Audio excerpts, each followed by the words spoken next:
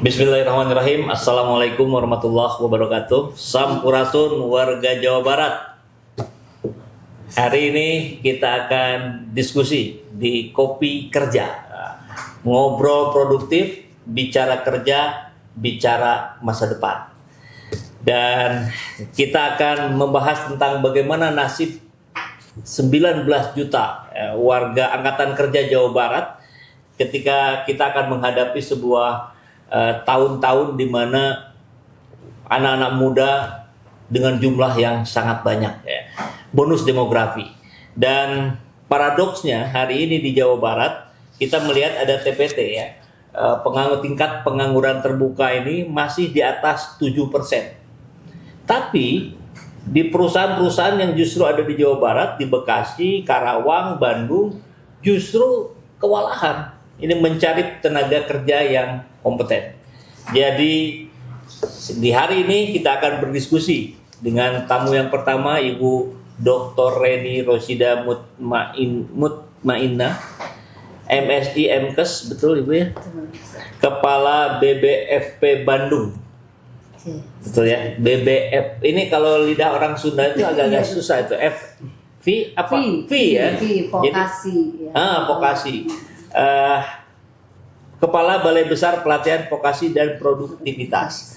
Dan tamu yang kedua, kita kenal semua, Bapak Haji Asep Mulyadi SH. Lebih nyaman biasanya dipanggil Kang Asmo. Ya. Assalamualaikum. Waalaikumsalam warahmatullahi wabarakatuh. Ketua Bidang Pemberdayaan UMKM dan Ekonomi Kreatif Bumkraf DPW PKS Jawa Barat, dan tentu juga sebagai Ketua DPRD Kota Bandung. Langsung saja ya, kita akan bertanya dulu kepada yang pertama, kepada Ibu Reni, Bu. Ini bagaimana Bu kira-kira hari ini dengan situasi ekonomi yang seperti kita tahu, seperti sekarang, kondisi dolar, ekonomi, kemudian apa tantangan terbesar ketenaga kerjaan Jawa Barat di tahun ini menuju tahun 2030 ini? Baik, saya jadi grogi. Itu langsung jawab aja. Iya, boleh. Baik ya gitu ya. Sebelum kita di Jawa Barat, mungkin secara umum, gitu, secara nasional kita tahu bahwa saat ini kalau kita lihat dari total angkatan kerja itu, angkatan kerja masih ada 4,85% umur angkatan kerja yang masih pengangguran, gitu ya. Artinya usia produktif dengan bonus demografi ini juga berlaku pasti di Jawa Barat ya, karena Bapak Jawa juga penduduk terbesar di Indonesia, maka dia memberikan komposisi paling tinggi. 4,85% pengangguran tersebar di Indonesia dan terbesar adalah di Jawa Barat pada saat ini sekarang gitu ya. Kemudian ketika kita bicara nanti kenapa mereka menjadi pengangguran, tahun 2025 mungkin nanti diperbaiki sama Pak Asmul ya, kalau salah. Investasi terbesar itu tadi sampaikan memang terjadi di Jawa Barat. Hanya yang lebih mirisnya, kenapa pengangguran terbuka, kok investasi juga terbesar? Investasi yang ada tidak mampu, gitu, tidak membutuhkan, tidak menyerap skill yang ada di angkatan kerja Jawa Barat. Ini yang menjadi dasar untuk kami memang melakukan satu upskilling, mungkin reskilling, bagaimana skill yang dibutuhkan oleh angkatan kerja ini sesuai dengan dunia usaha. Jadi sampai di dunia usaha dan sekarang skill not school gitu ya, tidak ya, mereka dunia usaha lebih mencari orang memiliki skill yang sama dengan yang mereka butuhkan daripada mungkin sekolahnya. Jadi memang terjadi pergeseran, tidak semua yang sekolahnya linear harus bekerja di tempat yang linear, tapi mereka yang mencari adalah sekarang skill. Kondisi ini merupakan tantangan ya, kita adalah penduduk terbesar gitu ya, dan juga ini adalah problema tinggi. Skill yang kita miliki angkatan kerja di Jawa Barat ternyata belum tetap tepat sesuai kebutuhan yang dibutuhkan oleh dunia usaha. Ini merupakan tantangan gitu. Tapi kira-kira Bu, skill apa Bu yang paling secara persentase lah yang paling banyak dibutuhkan di era kekinian, era digital, era segala macam? Di investasi yang terbesar yang dibuka adalah ada sektor formal, ada sektor informal. Kalau kita sektor informal ini penyerapan dengan skill yang dimiliki dari data yang kami miliki ya, masih kecil ya, hanya 40,16% angkatan kerja yang bekerja di sektor formal. 55% itu termasuk di informal dan sisanya adalah pengangguran. Jadi ya lebih banyak mungkin ini adalah masih bekerjanya, kalau bekerja itu masih di sektor formal lebih banyak gitu ya. Harapannya dari yang pengangguran ini bisa masuk ke sektor informal maupun sektor formal. Kalau sektor informal mereka bisa menjadi tenaga kerja mandiri, tepat sekali nanti dibina dengan UMKM yang naik kelas dan lain sebagainya. Kemudian kalau sektor formal maka skill yang kita butuhkan. Ada beberapa skill yang paling dibutuhkan adalah misalnya sekarang mulai otomasi gitu ya, otomasi, kemudian berkaitan dengan AI, kemudian juga dengan teknologi gitu ya. Kemudian ada manufaktur dulu menyumbang dibutuhkan tenaga kerja paling besar gitu ya. Tetapi sekarang sudah berkurang, dulu sekitar 70% dibutuhkan, otomatis kan tinggal 20%. Artinya ada pergeseran. Kemudian pergeseran juga kembali ke green job yang memang dengan sekarang teknologi otomotif tuh EV sudah lebih menguasai, maka terjadi perubahan skill dari yang dulu mungkin sifatnya masih teknologi lama menggunakan dengan teknologi yang lebih mengarah pada green job gitu. Ya. Nah, ini ekonomi menarik. hijau ya ke depannya seperti itu. Jadi otomasi disebutkan segala macam, Kang Asmo, kira-kira kalau otomasi kan gambarannya orangnya mesti dikurangi nih karena sudah bisa diotomasi gitu. Gimana nih Kang Asmo dalam perspektif UMKM nih melihat kondisi tenaga kerja kita hari ini di Jawa Barat?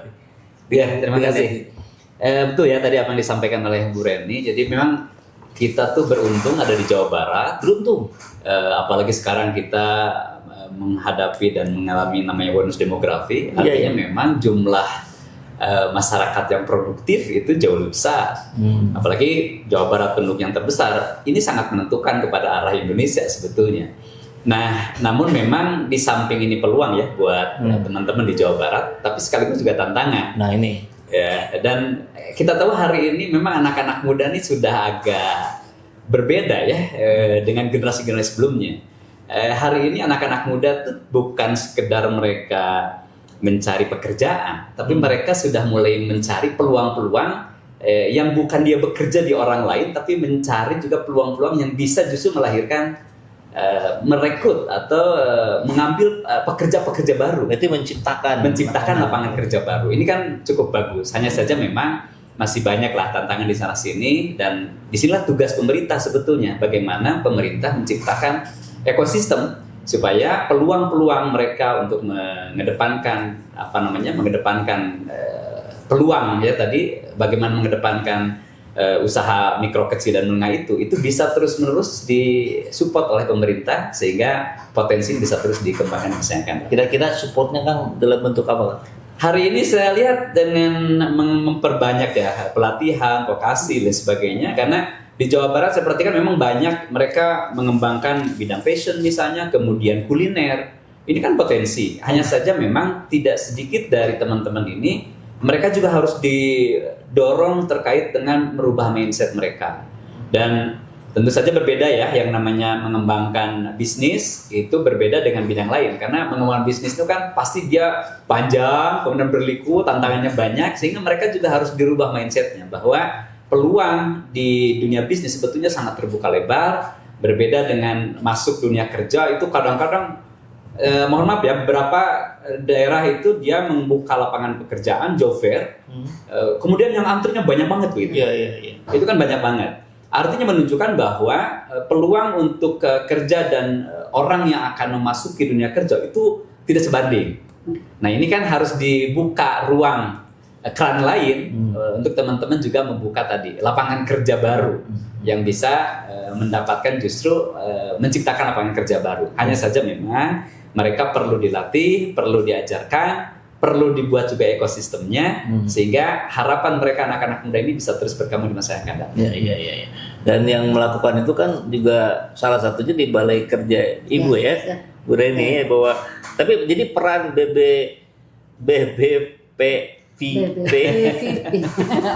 Oke. Dalam menyiapkan SDM ini lebih ke arah mana Bu? Menjadi pekerja atau menjadi wirausaha atau dua-duanya? Tadi setuju sekali ya sampaikan Pak Asmul gitu ya, terjadi tadi ya ada kalau ya permasalahan sekarang kita ada skill gap ya tadi ada skill gap betul. Jadi gitu ya.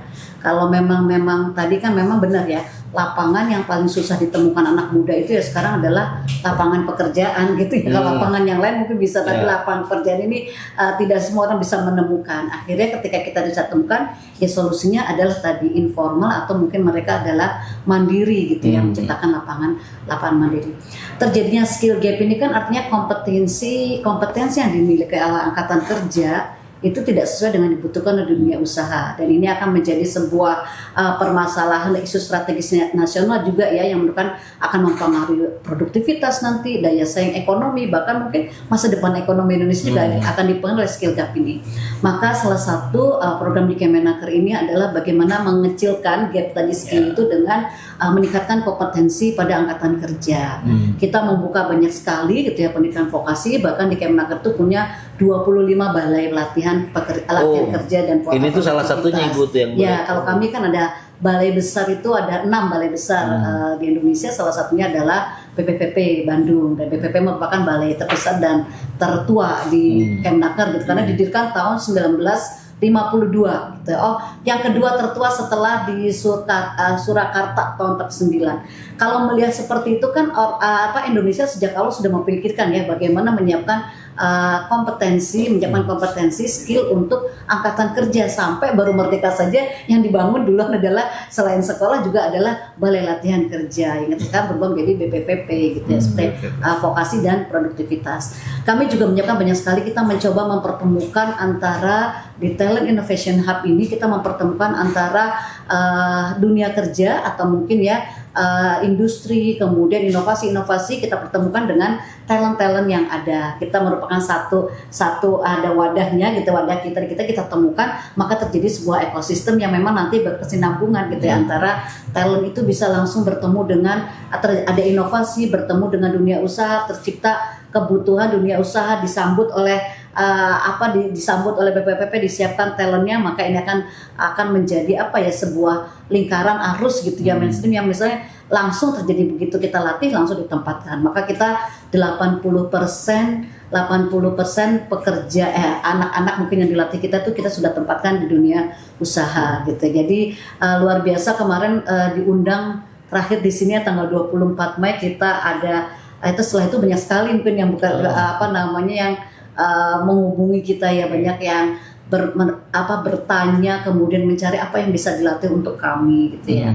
Di situ kita punya banyak sekali pelatihan mulai dari empat sih, dari digitalisasi, otomasi, kemudian transaksi hijau gitu ya, kemudian juga model bisnis berbasis AI dan data kita siapkan semua. Juga sudah ada. Ya, sudah ada gitu. Jadi jangan khawatir. Prinsip kami juga ke dunia usaha adalah berapa angkatan kerja yang Anda butuhkan, kirimkan pada kami, maka mereka siap kerja untuk digunakan. Kompetensi data terakhir yang kami lakukan survei terhadap dunia usaha gitu, di beberapa usaha industri, berapa persen sih skill gitu, kemiripan gitu ya, ketepatan skill yang kita latih dengan yang dibutuhkan sudah sampai 80%. Jadi angka 8 menjadi angka keramat untuk kami gitu ya. 80% target penempatan, ternyata juga kompetensi kami 80% diterima oleh dunia usaha. Jadi itu yang mungkin yang sudah kita lakukan untuk mensikapi sedikitnya mengurangi ya, mudah-mudahan banyaklah mengurangi angka pengangguran terbuka. Mereka punya skill, mereka bertemu dunia usaha ternyata, tapi ada juga yang belum sempat bisa bertemu, maka kita latih mereka untuk memang berusaha untuk tenaga kerja mandiri. Kita kirimkan ke balai satu lagi di Lembang untuk job ready gitu ya, untuk kesiapan mereka bekerja sebagai tenaga kerja mandiri, plus ditambah diberikan stimulan bantuan usaha. Jadi inilah bukti kami dari Kemenaker, negara hadir untuk masyarakat untuk menyelesaikan pengangguran khususnya mungkin di Jawa Barat. Gitu. Jadi industri kecil, industri besar ini sudah nyambung semua. Semuanya sudah kita coba sambungkan. Nah, ini ada titipan pertanyaan, Bu. Bagaimana cara mengaksesnya? Apakah ada syarat tertentu, minimal usia atau bagaimana tuh yang lain-lainnya? Oke, gitu ya. Nggak sulit gitu ya. Kita punya satu aplikasi siap kerja. Di situ semuanya sudah ada, itu Skill Hub ya. Skill Hub itu ada aplikasi siap kerja atau Skill Hub. Di situ ada Skill Hub untuk pelatihan vokasinya, kemudian ada Career Hub untuk yang melihat di mana tadinya dunia usaha membutuhkan kompetensi apa, kemudian juga ada magang hub semua dikemas dalam satu aplikasi yang terintegrasi. Kita juga di dalam transformasi, kalau Pak Menteri ini sekarang sedang membuat suatu perubahan yang luar biasa di kami di Balai.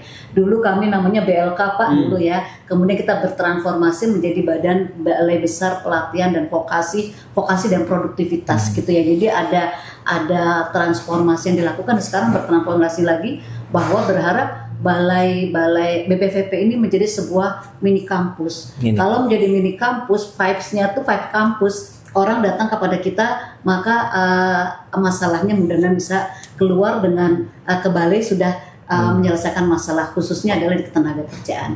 Maka kami bisa diakses melalui skill hub gitu ya. Kalau tidak juga kami buka 24 jam.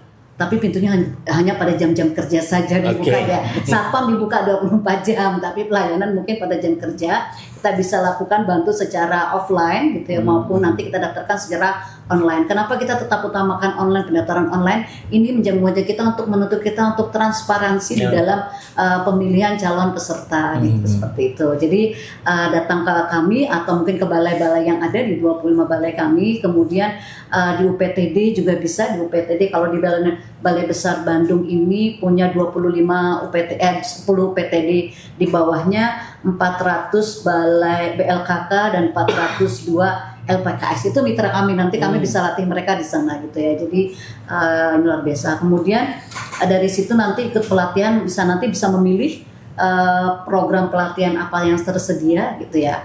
Ya memang mungkin kalau kita mengikuti batch agak terbatas karena satu kelas kami hanya 16 sampai 20 orang. Dibatasi ya? Iya, dibatasi setelah kita lakukan seleksi ke syarat memenuhi, kemudian dilakukan wawancara masuk kelas. Tapi kalau tidak pun kami siapkan dengan skema yang lain. Ada skema. Kalaupun nggak lolos, ya, ada kalau tidak skema itu lain. ada skema lain, ada short course, kemudian ada PBL yang project based learning gitu yang dengan dunia usaha dan banyak paket lain gitu. Tapi kalau yang di launching program vokasi nasional kami mengikuti seperti itu, ada tahapan-tahapannya gitu seperti itu. Kalau yang tadi Bu, usia gitu ada? Usia itu sebetulnya kita tidak membatasi, hanya minimal adalah 17 tahun kali ya dan sudah lulus. Oh, minimal. Ya, minimal 17 tahun dan sudah lulus SMA ataupun SMK sederajat gitu. Ya, maksimal nggak ada, boleh. Tidak, karena kami juga ada kelas khusus untuk misalnya korban PHK gitu ya. Korban PHK kita buka kelas khusus dengan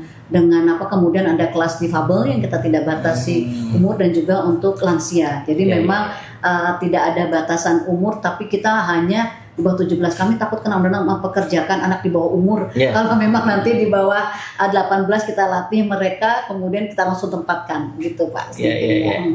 Nah kalau bicara tadi ya dengan sistem aplikasi segala macam, tadi saya agak-agak curi dengar juga Kang Asmus pas di sebelah sana ngobrol sama produser kita tuh kan. Nah, ini yang ada sudah disiapkan juga nih kalau versinya Kang Asmus di dunia bisnisnya juga kan berjalan. Itu kira-kira gambarannya seperti apa Pak? Tadi ada bisnis match segala macam gitu. Ya, menarik sebetulnya apa yang tadi disampaikan Bu Reni ya, bahwa ada gap ya. Kan hari ini sebetulnya perusahaan-perusahaan tuh butuh loh tenaga kerja gitu. Sebetulnya butuh dan cukup kesulitan juga kan. Betul. Tapi di sisi lain banyak tenaga anak-anak muda yang juga butuh pekerjaan.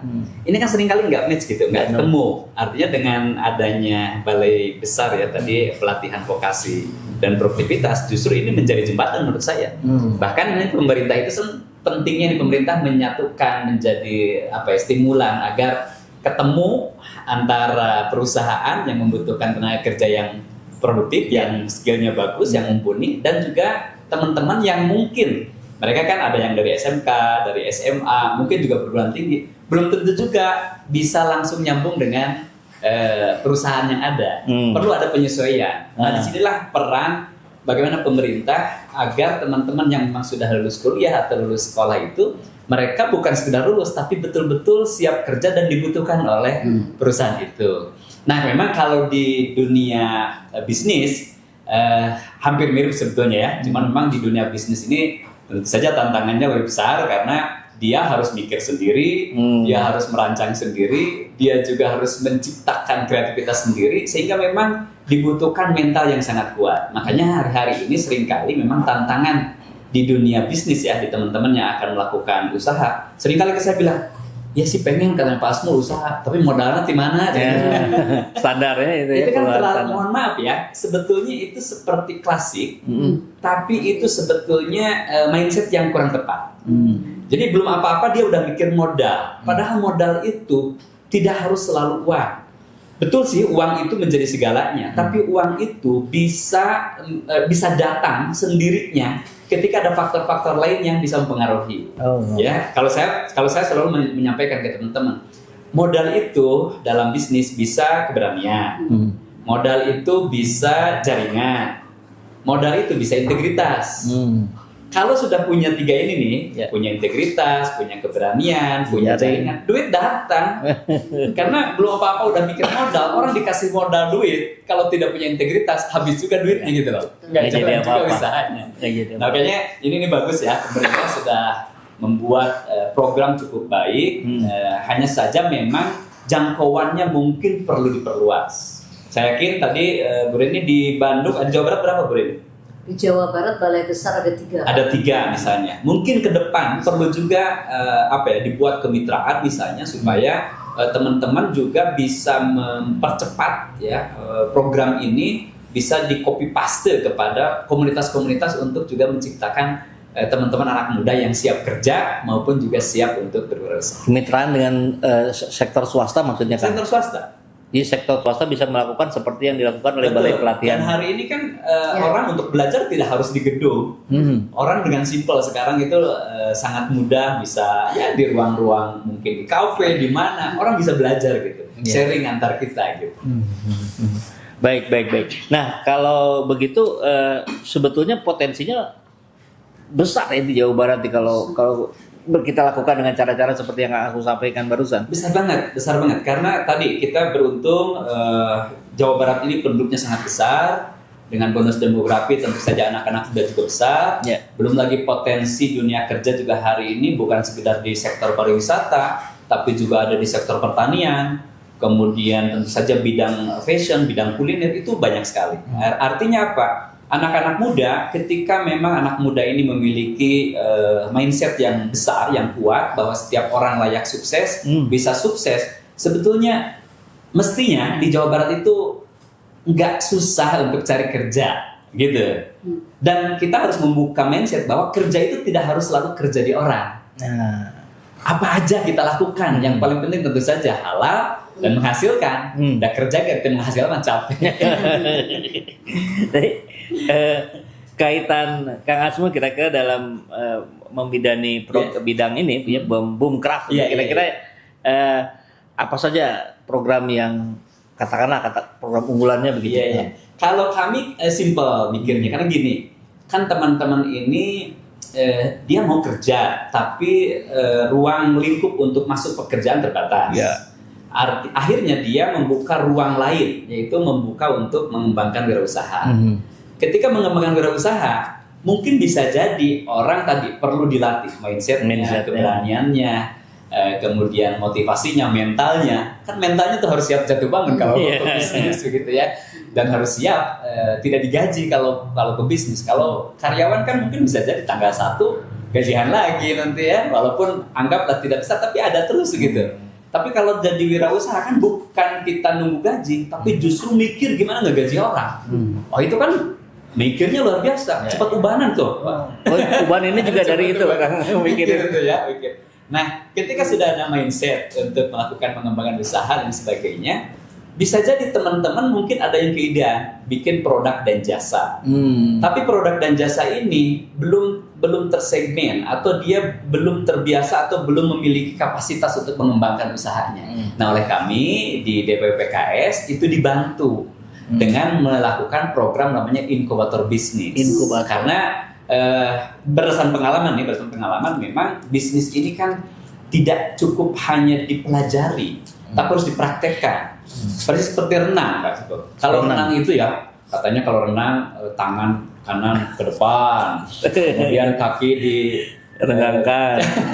Nggak bisa. Jadi renang mah udah jongkok ke neka balon.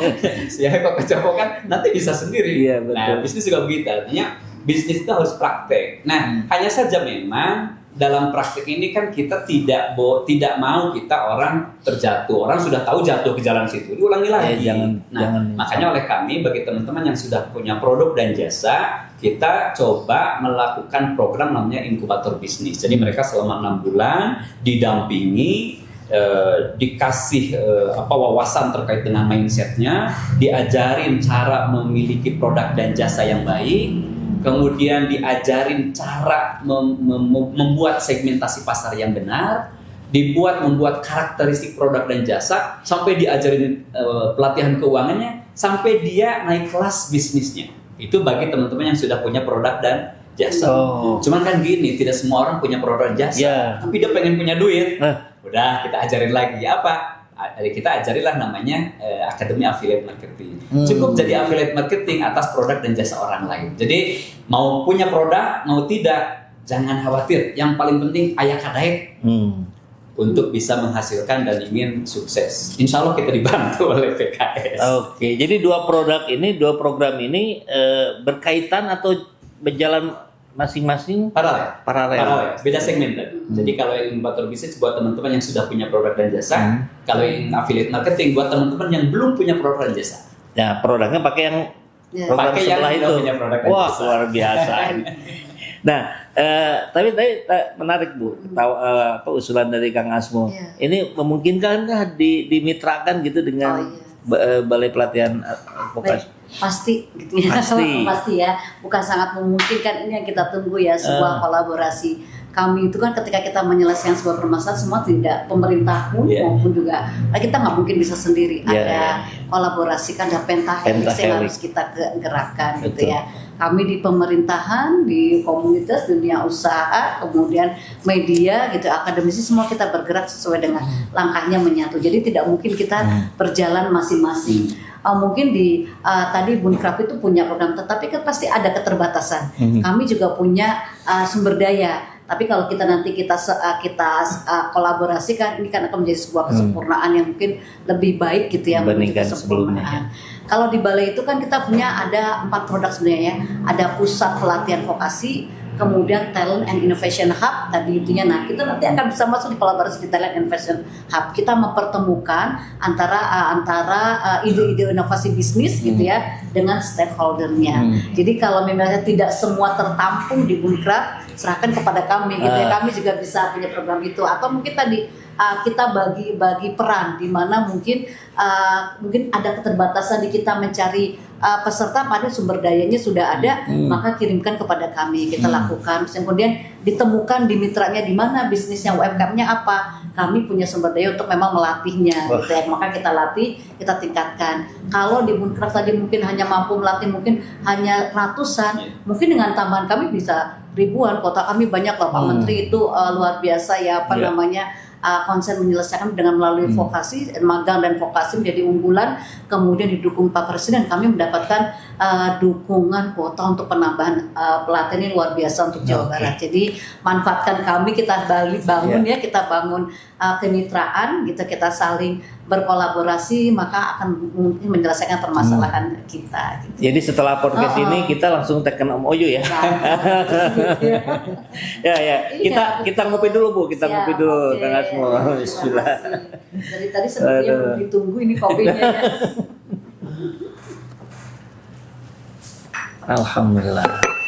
Ini kalau udah ngopi lebih segar lagi nih. Jadi saya mau lanjutkan dulu nih sedikit ke Kang Asmo. Kira-kira Bunkraf DPW PKS Jabar ini dengan program 2 tadi yang sudah jalan secara paralel, kira-kira orang yang nonton ini barangkali kawan-kawan kita pengen boleh nggak ya gabung ya? Terus ya kayak begitu kira-kira gimana Kang? Iya, sangat boleh banget. Sangat boleh banget. Justru kehadiran partai itu kan harus memberikan manfaat buat banyak orang gitu kan. Dan hari ini menurut survei memang anak-anak muda ini sangat gandrung banget untuk mencari peluang-peluang bagaimana mengembangkan potensi untuk entrepreneur. Dan tadi saya sudah sampaikan bahwa peluang itu bisa dijalankan dua-duanya. Artinya bagi teman-teman yang sudah punya produk dan jasa, yuk kita gabung untuk kita bina, kita bimbing, kita ajari, kita arahkan, bahkan kita latih supaya bisnisnya naik kelas. Gitu kan yang kendala sekarang seringkali banyak UMKM dia punya produk. Ya, produknya enak, bagus. Tapi ketika saya pesen, dia nggak sanggup produksinya. Jadi kestabilan dan konsistensi teman-teman dalam kemampuan memproduksi itu seringkali menjadi hambatan di dalam bisnis teman-teman. Yang kedua, seringkali hambatan teman-teman di dalam mengembangkan bisnis, pengen cepat kaya, hayang kencang benghar. Padahal bisnis itu harus prosesnya panjang, sabar aja gitu. Kalau kita sabar, pelan-pelan, jaga branding agar kita betul-betul difahami oleh pelanggan bahwa produk dan jasa kita yang terbaik, itu akan justru akan kuat di masa yang akan datang. Nah, seringkali teman-teman ini pengen cepet kaya tadi, contoh bikin contohnya misalnya bikin pasreng, ya. Pas pertama bagus, enak, ya kan? Kemudian karena yang kedua mungkin harganya bahan bakunya mahal, jadi ngecil, ya kan? Minyaknya belum kering, atau misalnya kemasannya jadi lepet, itu kan tidak konsisten di dalam mempertahankan kualitas dari produk itu. Belum lagi tadi mempertahankan konsistensi kemampuan produksi. Nah ini menjadi hambatan seringkali di teman-teman. Oleh karena itu kami di Boomcraft ini untuk melatih teman-teman yang sudah punya usaha, yuk gimana caranya supaya bisnis teman-teman ini naik kelas, terus naik kelas, naik level bagi teman-teman sudah punya produk dan jasa. Gimana caranya? Ya, tapi ada sebentar, gimana? Kang, ada yang gini, Kang. Ya udahlah, oke deh, saya sabar lah. Tapi berapa lama nih sabarnya nih? Itu mah bukan sabar ya. Nah seringkali kan gini, kita kan nggak tahu angka keberhasilan itu di langkah keberapa. Seringkali teman-teman sudah langkah ke-9, padahal sebetulnya langkah ke-10 itu berhasil. Tapi merasa tiba-tiba langkah ke-9 balik kanan. Udah enggak. Jadi kegagalan itu sebetulnya ketika teman-teman berhenti. Ketika belum berhenti, belum gagah, berproses. Dan kesabaran itu batasnya itu nggak ada begitu. Sebetulnya gini, kalau kita sudah punya rencana bisnis, kemudian bisnis itu kita punya visi yang besar, ditentukan waktunya, kemudian kita belajar dari orang, kemudian kita sabar, insya Allah sebetulnya keberhasilan itu masalah waktu aja. Gitu. Nah, seringkali teman-teman itu nggak sabar. Nah, itu diajarin tuh di Boomcraft. Ada di situ. Nah, teman-teman nanti kalau mau ikutan kayak gini, itu bisa daftar di Boomcraft Jawa Barat. Itu apa? IG, website atau? Di website ada, tapi juga ada nomor kontak. Nah, di sini. Ada ya. Nomor kontak sini, ya. Nanti memang kan Jawa Barat itu luas banget. Dari mulai barat sampai timur. Kami akan distribusi ke masing-masing kota kabupaten. Karena di masing-masing kota kabupaten itu kami juga menyelenggarakan namanya inkubator bisnis ini. Memang tahun ini karena memang keterbatasan juga waktu dan sebagainya, kita hanya 2 angkatan saja. Dan setiap angkatan kita kemarin itu targetkan sekitar 2 atau 3 kelompok saja.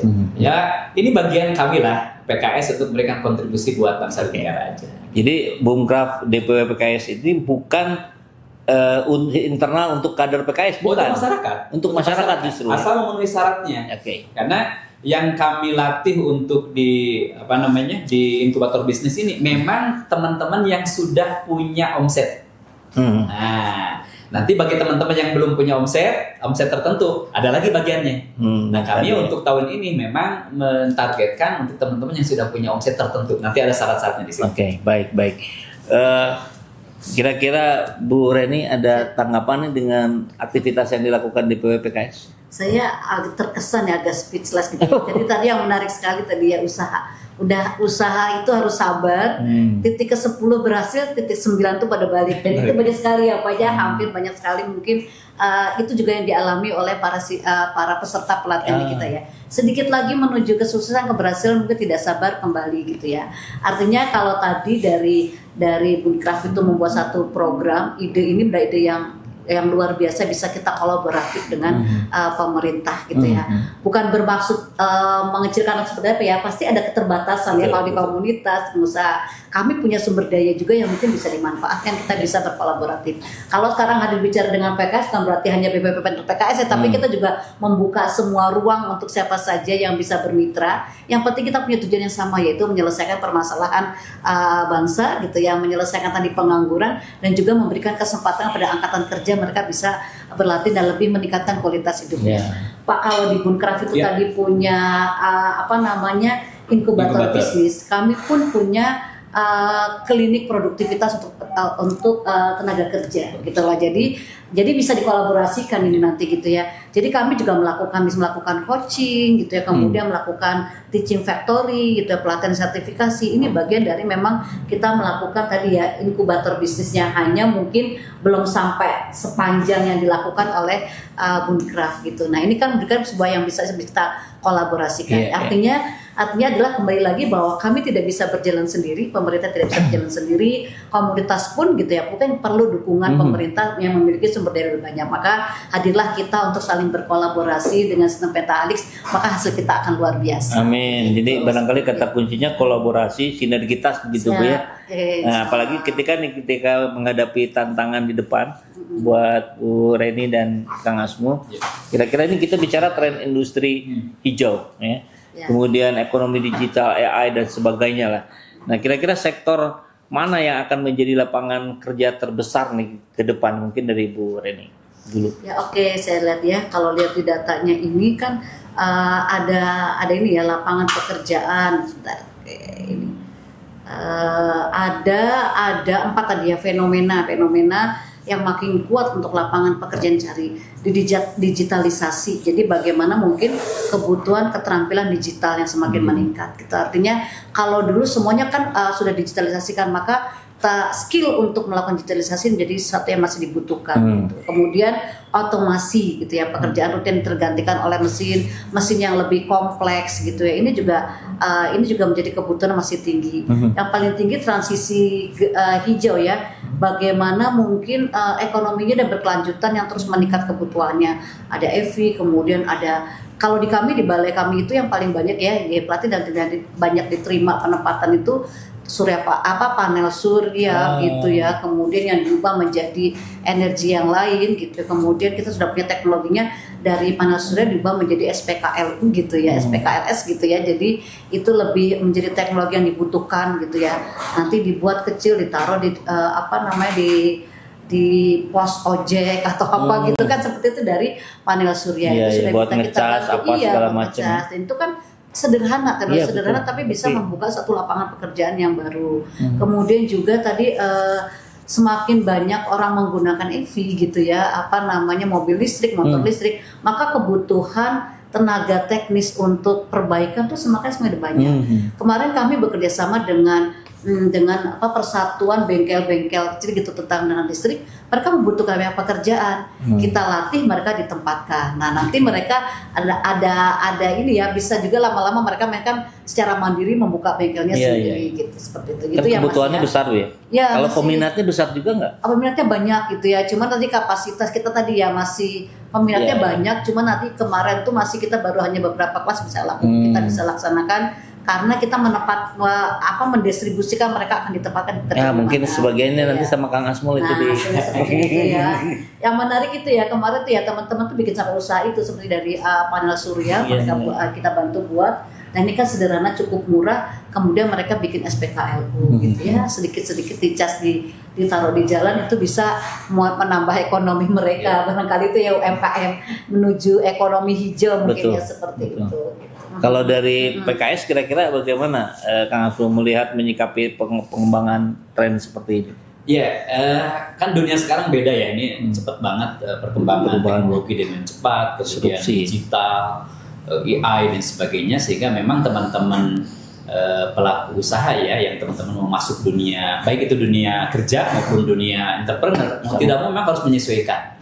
Karena hari ini kan eranya udah era pukas ya, udah era bunny, jadi perubahan sangat cepat, tidak linier, kompleks dan sebagainya, sehingga memang teman-teman dibutuhkan hari ini tidak cukup hanya cerdas, tidak cukup hanya ikut pelatihan, tapi bagaimana teman-teman bisa adaptasi. Ini yang sering kali memang menjadi tantangan anak-anak muda adalah bagaimana kemampuan adaptasi. Ya memang generasi Z hari ini kan mungkin dengan dunianya ya hari ini. Dengan serba kelebihan mudahnya ya. Ada kelebihan, tapi juga ada beberapa hal mungkin mental yang harus dimiliki, ketangguhan yang juga harus belajar kita dari teman-teman senior begitu. Biasanya teman-teman senior ini beda. Ya tangguhannya luar biasa karena masa kecilnya juga dulu seringkali dengan ketegasan, dengan mungkin ya marah mungkin ya orang tua kita, tapi satu sisi ada negatifnya, tapi sisi lain ada positifnya karena kita jadi tangguh, jadi kuat, tidak mudah baper begitu, sehingga inilah justru yang dibutuhkan dalam masa-masa di masa yang akan datang. Selain tadi perkembangan teknologi, kemudian digital, AI dan sebagainya, tapi juga mental ini harus dibutuhkan ya oleh anak-anak muda ketika kita masuk dunia kerja maupun mengembangkan entrepreneur. Karena di dunia kerja juga pasti di situ banyak tekanan, ada situasi yang tidak stabil dan sebagainya, dan kita harus siap mampu beradaptasi menghadapi situasi itu. Baik. Kalau begitu kita mulai perlu nih pesan-pesan baik dari Ibu Reni maupun dari Kang Asmon, kira-kira untuk anak-anak muda yang sedang mencari pekerjaan saat ini, baik pesan-pesan yang sifatnya normatif maupun sampai ke teknis pun sangat diharapkan. Siap. Tadi saya setuju kali tadi sampaikan mulai tadi bahwa kita tuh harus generasi yang memang adaptif gitu ya, adaptif ya. Artinya karena apa yang kita miliki saat ini atau pekerjaan lapangan kerja saat ini belum tentu 3 tahun ke depan masih terbuka. Skill yang kita miliki hari ini belum tentu 3 tahun ke depan masih dibutuhkan di Indonesia. Maka lakukan terus adaptif gitu ya. Kemudian juga bertransformasi growth mindset gitu ya. Jangan fix mindset gitu ya. Kita punya growth mindset. Berubah terus, ikuti gitu, adaptasi gitu ya dengan skill soft skill yang harus kita kuatkan, karena memang rata-rata hampir paling utama yang dilihat di dunia usaha mungkin adalah soft skill seorang gitu ya, attitude-nya, kemampuan dia beradaptasi dengan dunia usahanya, dengan itu membuat dia menjadi kuat. Jadi artinya skill mah bisa dipelajari gitu ya, bisa kompetensi bisa ditingkatkan, bisa di-upgrade, bisa dipelajari, tetapi adaptasi itu butuh proses untuk menguatkan diri menjadi skillnya kuat. Jadi itu mungkin ya, soft skill kuatkan, attitude, maka kita akan lebih mudah diterima di dunia kerja. Dan itu penekanannya ada di balai pelatihan maupun di Bumkraf juga ya. Iya.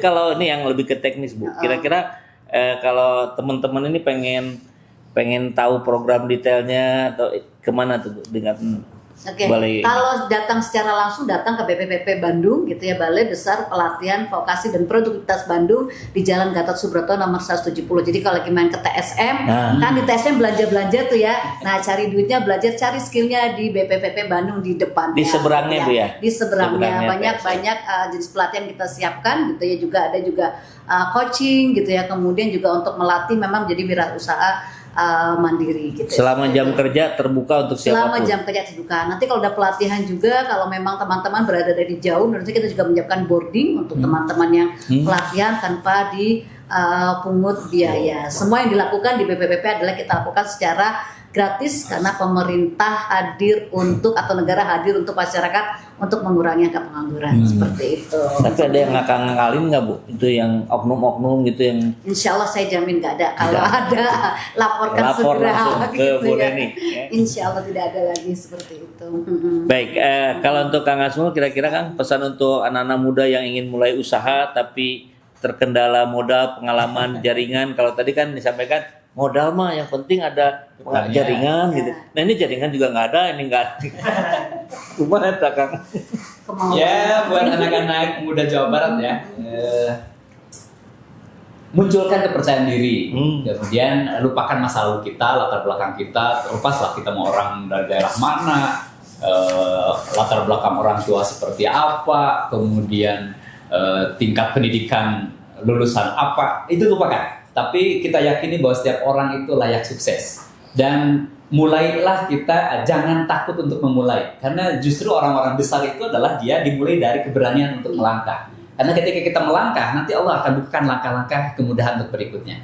Kemudian bagi teman-teman yang sudah usaha, kemudian dia melangkah maju, hati-hati, jangan suka ngerubah gaya.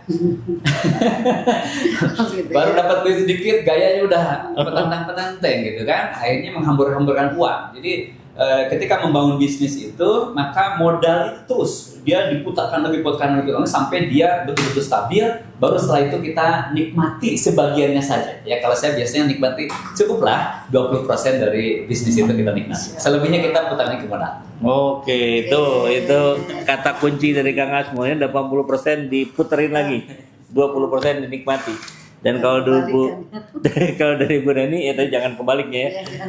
Dan kalau dari pesan dari Bu Reni juga jangan lupa soft skill ya. Dan soft skill juga menurut penelitian Harvard itu katanya 80% mempengaruhi kesuksesan kita di tempat kerja.